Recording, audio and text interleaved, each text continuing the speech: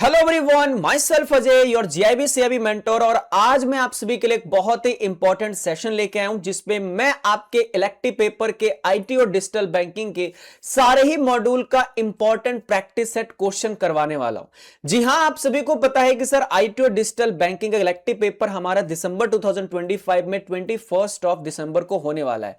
तो अब सर बहुत ही कम टाइम रह गया, हमें बहुत सारे क्वेश्चन की प्रैक्टिस करनी है। That is the reason behind it कि मैं आज एक ऐसा मेगा सेशन लेके आया हूं जिसमें आपके चारों ही मॉड्यूल के सभी इंपॉर्टेंट प्रैक्टिस सेट क्वेश्चन की प्रैक्टिस हो जाएगी। आप लोगों का, आप लोगों को करना क्या है, बस सेशन में लास्ट तक बने रहना है, क्योंकि आज जो आपके प्रैक्टिस होंगे वो आईटी डिजिटल बैंकिंग के सभी इंपॉर्टेंट क्वेश्चंस की प्रैक्टिस हो जाएंगे जिसमें आपके चारों मॉड्यूल कवर हैं। जी हां, आपको मेरे साथ लास्ट तक बने रहना है। आपका module A, module B, module C और इवन मॉड्यूल डी, ये चारों मॉड्यूल के इंपॉर्टेंट क्वेश्चन की मैं प्रैक्टिस करवा दूंगा। सेशन बहुत ही ज्यादा खास है आप लोगों का, तो एक बार सेशन को लाइक कर दीजिएगा, अपने फ्रेंड के साथ शेयर कर दीजिएगा। चैनल को सब्सक्राइब नहीं किया तो चैनल को सब्सक्राइब कीजिएगा और मेरे साथ लाइव आज आप लोगों को कमेंट बॉक्स में पार्टिसिपेट भी करना है जितने भी क्वेश्चंस हम यहां पे प्रैक्टिस करेंगे। देखो, सेशन को स्टार्ट करने से पहले मैं आप लोगों को एक चीज क्लियर करना चाहूंगा कि आपके जो भी क्वेश्चन है जितने मर्जी कर लो, जब तक कॉन्सेप्ट्स आपके स्ट्रांग नहीं है ना, तब तक आप यहां पे अपने एग्जामिनेशन में अच्छे मार्क्स स्कोर नहीं कर पाओगे। तो मेक श्योर कि लास्ट मोमेंट पे अपने कॉन्सेप्ट्स को स्ट्रांग करने के लिए आप यहां पे इलेक्टिव के जो आईटी और डिजिटल बैंकिंग का कैप्सूल बैच है, इसमें आप यहां पे इनरोल कर सकते हो। ये आपका ऐसा कैप्सूल बैच होगा जो श्योर शॉट आपको सक्सेस दिलवाएगा दिसंबर 2025 के अटेम्प्ट में। तो इसमें सभी कॉन्सेप्ट्स प्लस क्वेश्चन की प्रैक्टिस कर रहे हैं और कुछ एक्स्ट्रा क्वेश्चन की प्रैक्टिस करने के लिए आज चारों मॉड्यूल में हम यहां पे मिले हैं। तो सेशन को यहां पे सबसे पहले लाइक कीजिए और ऑलीबोर्ड के ऐप को डाउनलोड करके अपना कैप्सूल बैच में भी इनरोल कर लीजिएगा सभी कॉन्सेप्चुअल चीजों को कवर करने के लिए।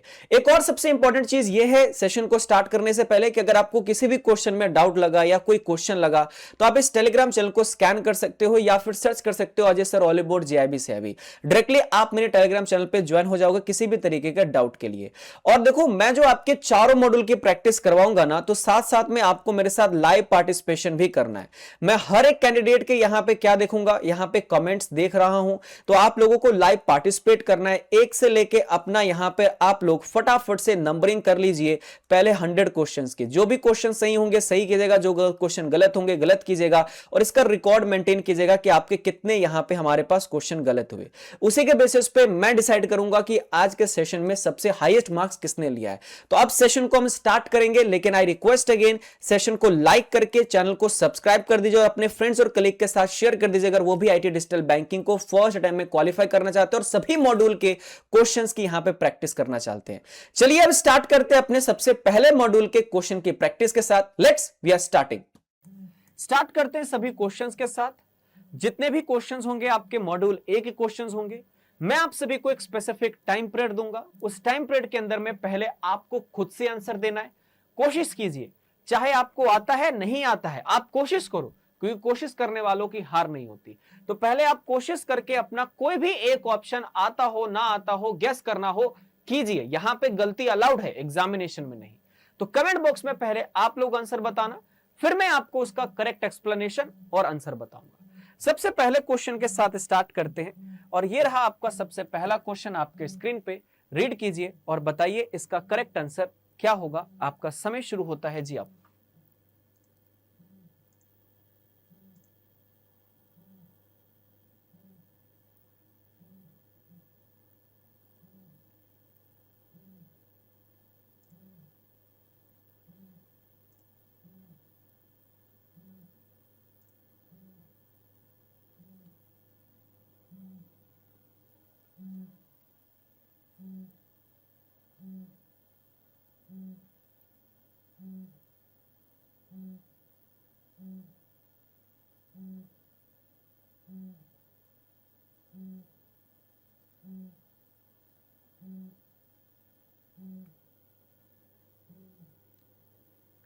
हाँ जी, क्या लगता है आप लोगों को?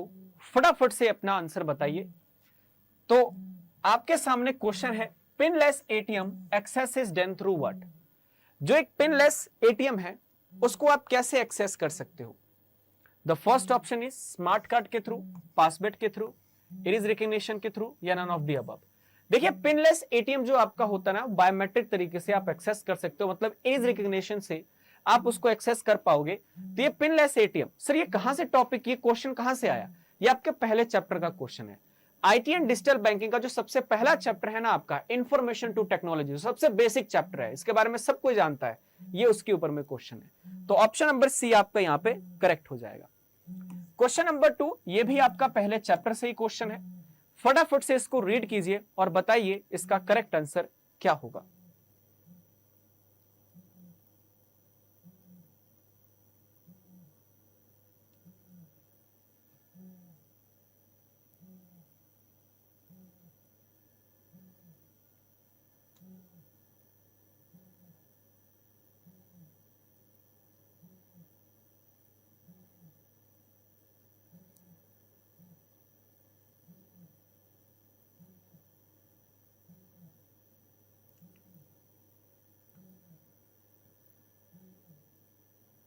देखिए जी, कह रहा आईटी से आप क्या नहीं कर सकते हो, कौन सी चीज अचीव नहीं हो सकती? Work flexibility, distributed wealth equally, globalization and reduce the financial fraud. देखिए ऑप्शन नंबर बी, आईटी है तो सर इससे ये नहीं हो जाएगा कि हम जितने भी लोग हैं सभी में इक्वल वेल्थ को डिस्ट्रीब्यूट कर दें।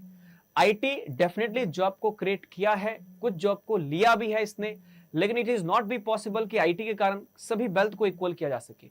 ये भी क्वेश्चन पहले यूनिट से ही आपका क्वेश्चन है, तो ऑप्शन नंबर बी आपका सही हो जाएगा। क्वेश्चन नंबर 3 की तरफ हम चलेंगे। रीड कीजिए इस क्वेश्चन को और ट्राई कीजिए इसका आंसर देने के लिए। What is the correct answer of this particular question?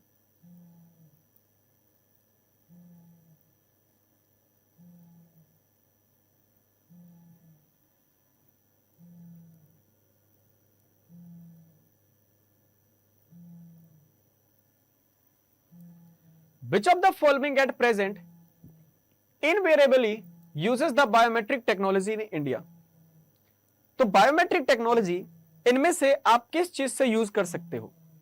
Sir ये भी बहुत बेसिक सा क्वेश्चन है, क्यों करवा रहे हो? देखो करवाना पड़ेगा, रीजन यही है क्योंकि मैंने एक चैप्टर से लेके पूरे लास्ट तक सभी क्वेश्चन कवर किए। तो अगर इजी है तो ये नहीं कि मैं स्किप कर दूंगा, मैं हर एक चीज करवाऊंगा आपको। तो यहां पे करेक्ट आंसर है आपका आधार कार्ड।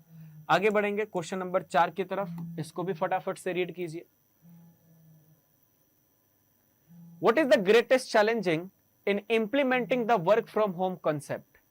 तो वर्क फ्रॉम होम कॉन्सेप्ट में सबसे बड़ा चैलेंज क्या है?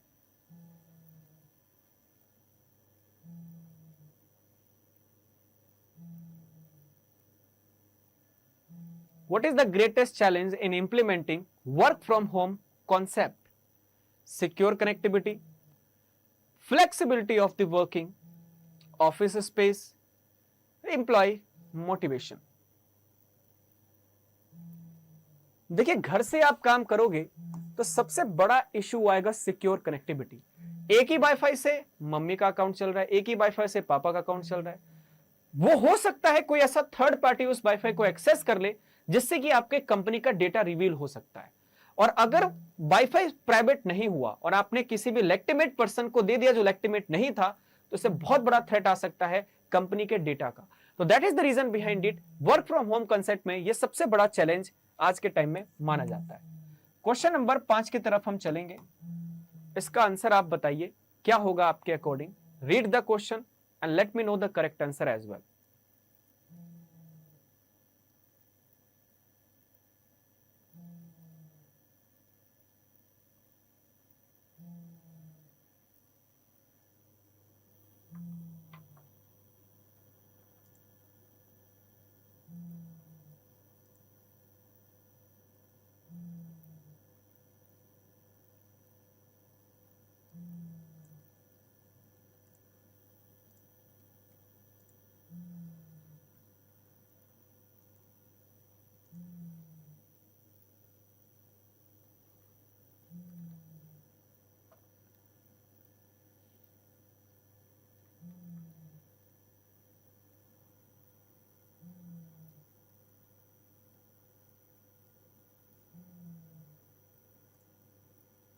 हाँ जी गाइस, क्या लगता है आप लोगों को? क्वेश्चन कह रहा है हमारे पास एक्सप्लोरेशन, जो हमारे पास एक्सप्लोरेशन है लो वैल्यू के यूपीआई ट्रांजैक्शंस, ये कहता है हमारे पास इंक्रीज हुआ है वॉल्यूम को, which have become the power hungry. Just to address the fast increasing processing needs, the following solution is suggested. सबसे बढ़िया सजेस्टेड ये है आपका near field technology. Near field technology आपका क्या कहता है? ये टेक्नोलॉजी ये कहता है कि जब हमारे पास यूपीआई ट्रांजैक्शन से आप लो वैल्यू ट्रांजैक्शन को भी अलाउ करते हो ना, तो इससे जितने भी छोटे व्यापारी हैं उनके पास भी यूपीआई का एक्सेस आएगा और वो भी ट्रांजैक्शन को स्मूथ तरीके से कर पाएंगे। नियर फील्ड टेक्नोलॉजी ये कहता है आपका कि जितने भी कम्युनिटी के लोग हैं सबके अंदर में यूपीआई के ट्रांजैक्शन को इंकरेज करना, जैसे कि भीम यूपीआई को भारत के मोदी सरकार, हमारे प्रधानमंत्री, उन्होंने भी प्रमोट किया। जस्ट ऑब्जेक्टिव यही था कि ज्यादा से ज्यादा लोग इनको यूज करें, हमारी नियर फील्ड टेक्नोलॉजी को इंप्रूव किया जाए, जिससे ज्यादा से ज्यादा लोग डिजिटलाइजेशन हो और मनी सिक्योर तरीके से ट्रांसफर हो पाए। तो ज्यादा वॉल्यूम ऑफ ट्रांजैक्शन करवाना चाहते हो तो नियर फील्ड टेक्नोलॉजी को आपको इंप्लीमेंट करना पड़ेगा। क्वेश्चन नंबर 6 को रीड कीजिए and let me know the correct answer as well. बहुत ही अच्छा क्वेश्चन है, एग्जामिनेशन क्वेश्चन है आपका, तो इसे इंपॉर्टेंट मार्क कर लीजिएगा।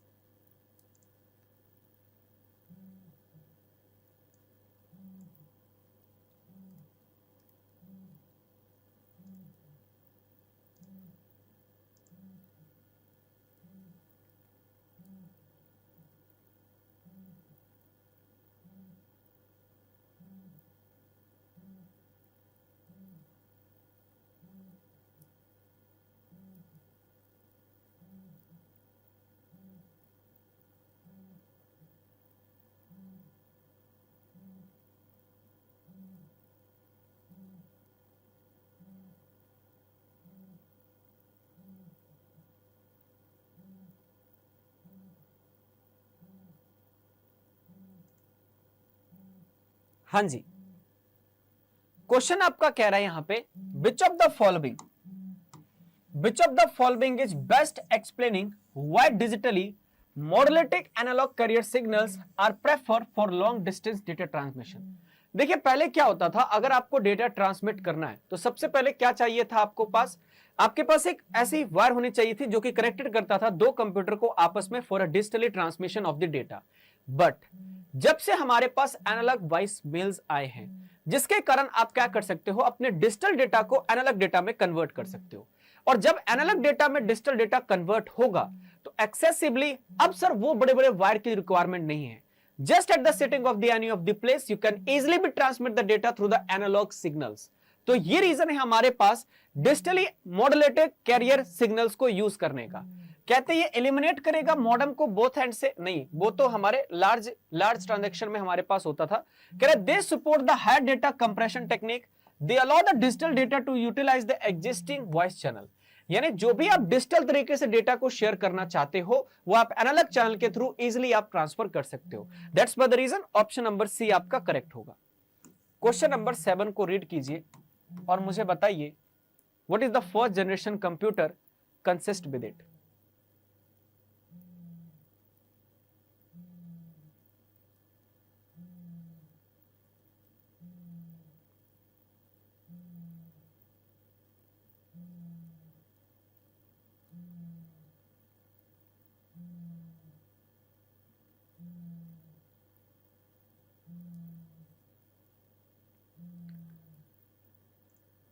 कम ऑन गाइस, अब ये इसका आंसर भी आप नहीं दोगे तो कैसे चलेगा, है ना। ये तो आपका फर्स्ट जनरेशन कंप्यूटर, हम सेकंड नंबर चैप्टर पे आ चुके हैं, तो कह रहे हैं इनमें से कौन सा कंपोनेंट आपका फर्स्ट जनरेशन कंप्यूटर को डिस्क्राइब करता है। Vacuum tube, transistors, integrated circuits, microprocessors. So vacuum tube पहले क्या थे, बड़े बड़े कंप्यूटर्स होते थे, बहुत ज्यादा हीट जनरेट करते थे वो, क्यों, क्योंकि उसके अंदर में बहुत बड़े बड़े वैक्यूम ट्यूब्स लगे हुए थे। तो जो पहला जनरेशन का कंप्यूटर था ना वो पूरे के पूरे वैक्यूम ट्यूब से बना हुआ था। तो ऑप्शन नंबर ए आपका क्या हो जाएगा, करेक्ट आंसर हो जाएगा अगर आप इसे सेलेक्ट कर रहे हो तो। क्वेश्चन नंबर 8 पर चलेंगे। मुझे ये बताइए कि आपका जो थर्ड जनरेशन कंप्यूटर है उसका कोई एक नोटेबल फीचर जो कि आप इन चार ऑप्शन में आइडेंटिफाई कर पाओ।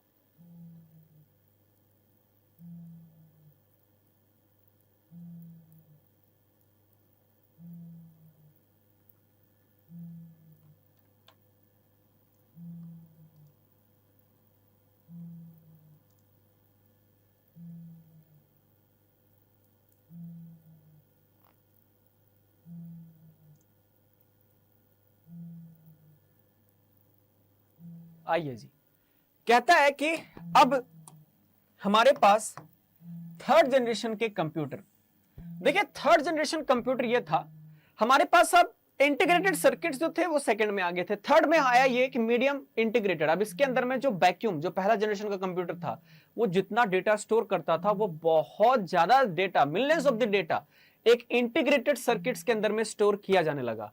तो जो मीडियम स्केल इंटीग्रेटेड सर्किट्स है ना, इन्होंने किया क्या, कंप्यूटर की साइज को टू द ग्रेट एक्सटेंट छोटा कर दिया।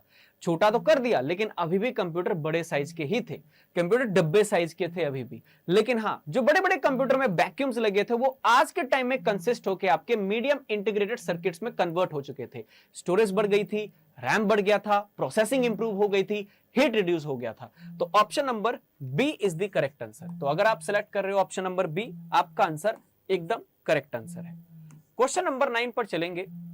मुझे यह बताइए कि फिफ्थ जनरेशन कंप्यूटर इनमें से कौन सा परफेक्टली रिप्रेजेंट कर रहा है। सी कैसे होगा सुभाजीत जी?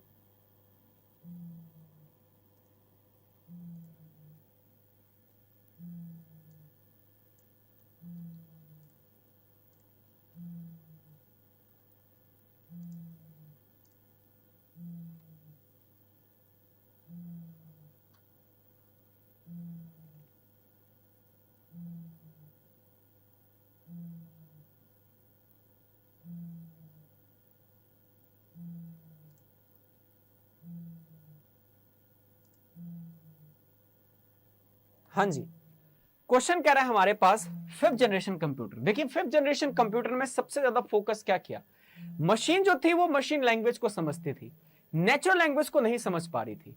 तो आर्टिफिशियल इंटेलिजेंस को लाया गया और आर्टिफिशियल इंटेलिजेंस ने आज के टाइम में जो नेचुरल लैंग्वेज है उसको समझकर इंटरप्रिटेशन कर कर रिजल्ट देना स्टार्ट कर गया। तो जो आपका फिफ्थ जनरेशन कंप्यूटर है वो बेसिकली आपके आर्टिफिशियल इंटेलिजेंस पे वर्क करता है। चलो आपने फिफ्थ जनरेशन बता ही दिया, तो एक बार मुझे सिक्स्थ जनरेशन का एग्जांपल दे दीजिए।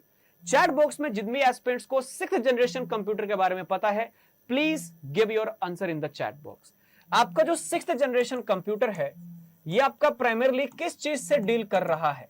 देखो अभी इसके ऊपर में रिपोर्ट भी आई थी, वी आर एक्सपेक्टिंग कि इसको फुली इंप्लीमेंट कर दिया जाएगा 2028 या 30 तक, लेकिन अभी ये फुली एग्जीक्यूटेड नहीं हुआ है। हालांकि 2022 में ही इस कॉन्सेप्ट को इंट्रोड्यूस कर दिया गया था, बट अभी भी ये इंप्लीमेंटेड में ही है, क्योंकि बहुत ही हैवी कंप्यूटर की तरफ हम जाने वाले हैं।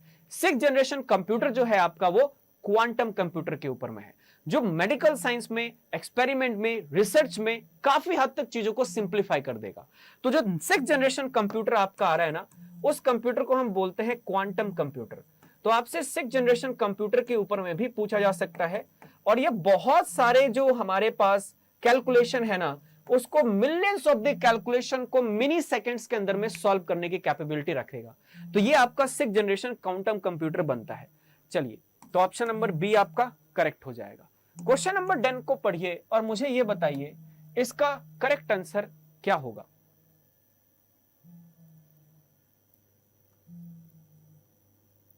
सर सीसीपी की न्यू बैच कब आ रही है? सीसीपी का न्यू बैच आ चुका है, सिलेक्शन बैच। आप माइन फॉक्स जी आप उसमें एनरोल कर सकते हो। सिलेक्शन बैच ऑलीबोर्ड के एप्लीकेशन पर जाओ, आपको सिलेक्शन बैच दिख जाएगा, आप उसमें एनरोल कर सकते हो। क्वेश्चन कह रहा है विच डेवलपमेंट, इनमें से कौन सा डेवलपमेंट है जो कि हमारे पास फोर्थ जनरेशन के कंप्यूटर को करेक्टराइज कर रहा है। कह रहा है use of vacuum tube, introduction of micro processor, advent of quantum computing, enhance the mechanical calculator. हाँ जी, कितने एस्पिरेंट्स कह रहे हैं ऑप्शन नंबर बी? तो देखिए ऑप्शन नंबर बी भी आ रहा है और ऑप्शन नंबर डी भी आ रहा है। इसका मतलब क्या हुआ? इसका मतलब यह हुआ कि आपने अपने कंप्यूटर्स वाली क्लास को स्किप किया है। फोर्थ जनरेशन कंप्यूटर्स में मैंने आपको बताया था, जब थर्ड जनरेशन कंप्यूटर आया था तो इंटीग्रेटेड सर्किट्स आ गए थे, और जब फोर्थ जनरेशन कंप्यूटर आया था तो माइक्रो प्रोसेसर्स आ गए थे।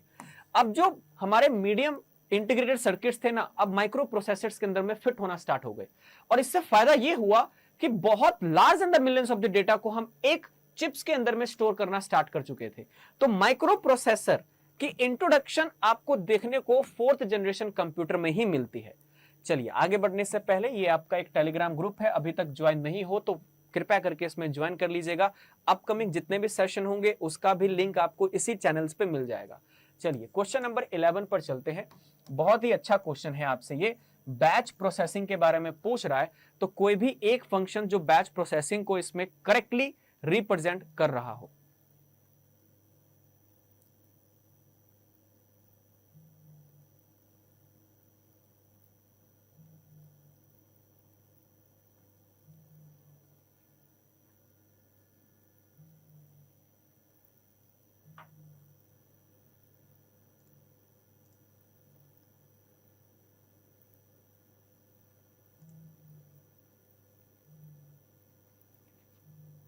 ध्यान दीजिए सुभाजीत जी, चैतन्या जी, आप लोगों का आंसर गलत है। बैच का मतलब क्या होता है? आप लोग बैंक में काम करते हो और बैंक में आपने एक चीज नोटिस किया होगा, अगर एक कस्टमर चेकबुक के लिए आपको रिक्वेस्ट करता है तो क्या उस कस्टमर का चेकबुक प्रिंट करते हो आप लोग? नहीं सर, हमारे पास पहले से ही प्री प्रिंटेड चेक होते हैं, और प्री प्रिंटेड चेक पे बस पहले का जो पेज होता है उसमें कस्टमर का अकाउंट नंबर, कस्टमर की डिटेल लेके सीधा क्या कर देते हैं, कुरियर कर देते हैं।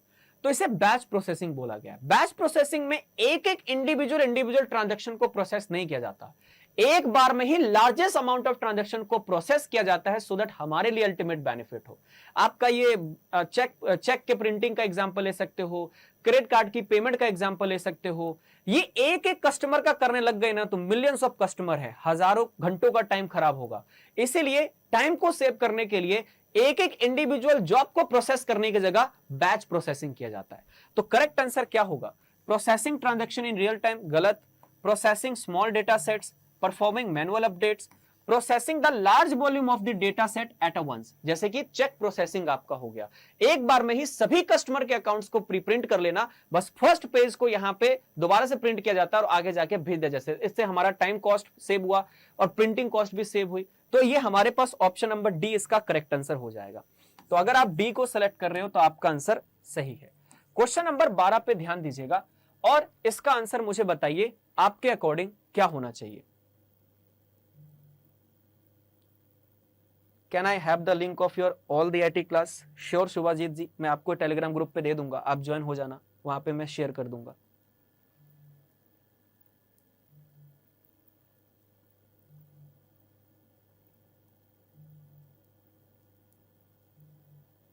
हाँ जी,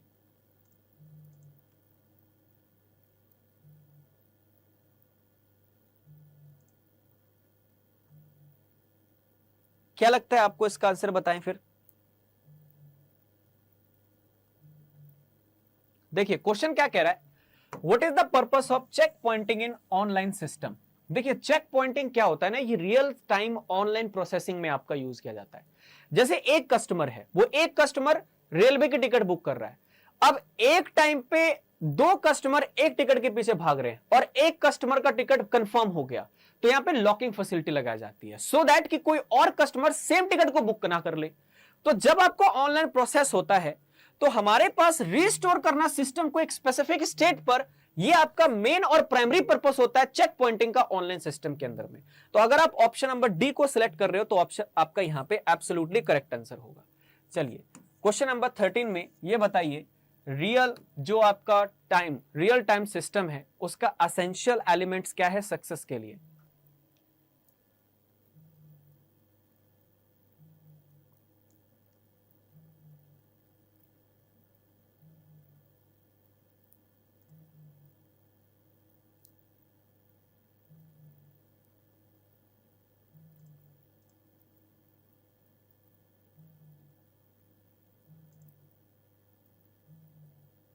very easy question, real time system का मतलब क्या होता है? रियल टाइम का मतलब instantaneous response. On a real time basis जब डेटा को प्रोसेस किया जाता है आपका, तो वो रियल टाइम बेसिस हो गया, इंस्टेनियस रिस्पॉन्स यहां पे आता है। तो ऑप्शन नंबर ए, इसमें तो कुछ एक्सप्लेन करने की भी रिक्वायरमेंट नहीं है। क्वेश्चन नंबर 14 बताइए, what is the example of cloud computing? Cloud computing का एग्जांपल बताइए।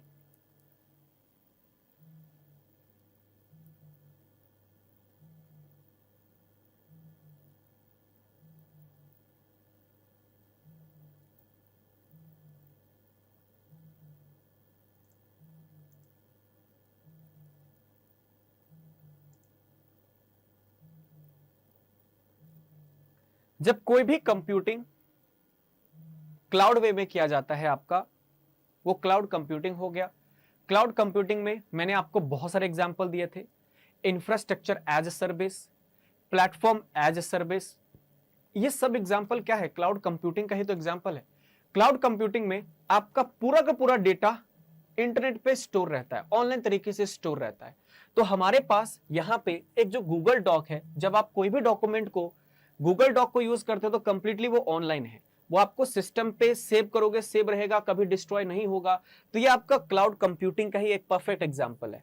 आगे बढ़ेंगे क्वेश्चन नंबर 15 की तरफ।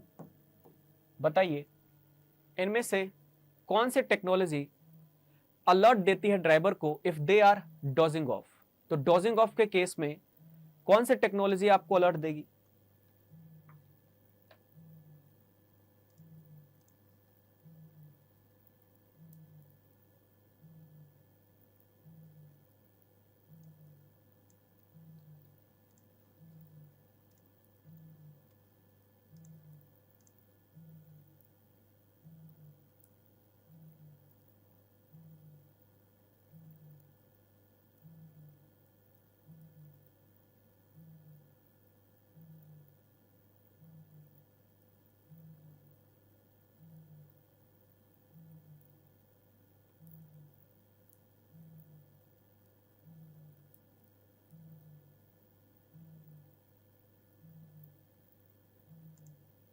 हाँ जी गाइस,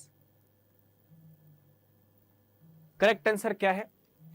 जैसे इंफ्रारेड आई ट्रैकर नहीं होता, वैसे ही माइक्रो प्रोसेसर हमारे पास सेंसर बेस्ड सेंसर ऐसे होते हैं। ये टेक्नोलॉजी के अंदर में ना आपको अलर्ट सिस्टम यहां पे भेजा जाता है, आपके इंफ्रारेड तरीके से यहां पे चीजों को बताई जाती है, अलर्ट किया जाता है कि ये चीज हमारे पास यहां पे मिस हैपनिंग हो सकती है। तो जब भी आपका कोई भी डोजिंग ऑफ होगा, तो माइक्रो सेंसर बेस्ड जो सेंसर होते हैं, जनरली अलर्ट सिस्टम यहां पे भेजता है। Option number B is correct answer.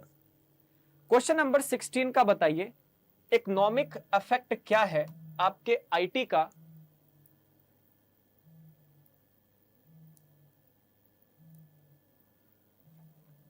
Economic effect of IT लिखिए बस, ये एक्स्ट्रा लाइन ऐड हो गई गलती से।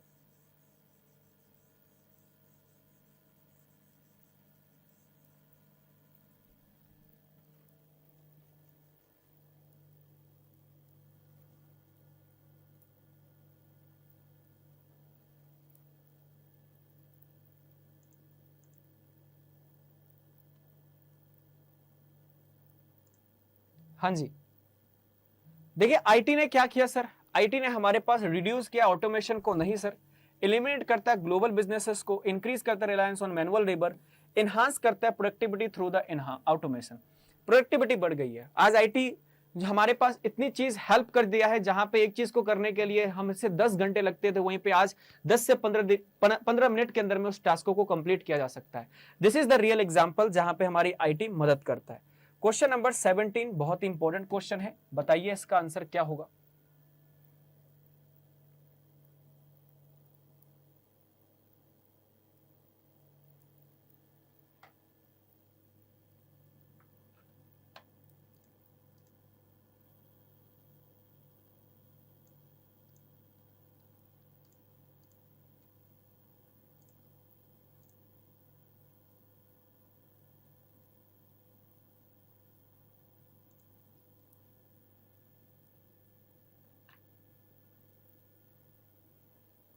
हाँ जी, ध्यान दीजिएगा, क्वेश्चन क्या कह रहा है आपसे? चैतन्या मैम थोड़ा सा ध्यान दीजिए क्वेश्चन में, और क्वेश्चन को जल्दबाजी में अटेम्प्ट मत कीजिए, क्योंकि जब आप क्वेश्चन को जल्दबाजी में अटेम्प्ट करोगे तो क्वेश्चन आपसे गलत होंगे। ये रियलिटी है, आईटी का क्वेश्चन ऐसा होता है जो आता हुआ भी गलत हो जाता है। क्वेश्चन आपसे क्या बोला है? क्वेश्चन आपसे बोला है कि इनमें से कौन सी टेक्नोलॉजी वर्किंग रिमोटेडली मदद करेगा आपको, जिससे कि need to step outside, outside जाने की जरूरत भी नहीं पड़ेगी, और आउटसाइड जाने की जरूरत भी नहीं पड़ेगी, घर बैठे सारा काम हो जाएगा। तो जूम मीटिंग हो गया, वर्चुअल मीटिंग हो गया, आपका गूगल मीट हो गया, यही तो परफेक्ट एग्जांपल है आईटी को यूज करने का। तो इसमें से कौन सा है? Cyber security,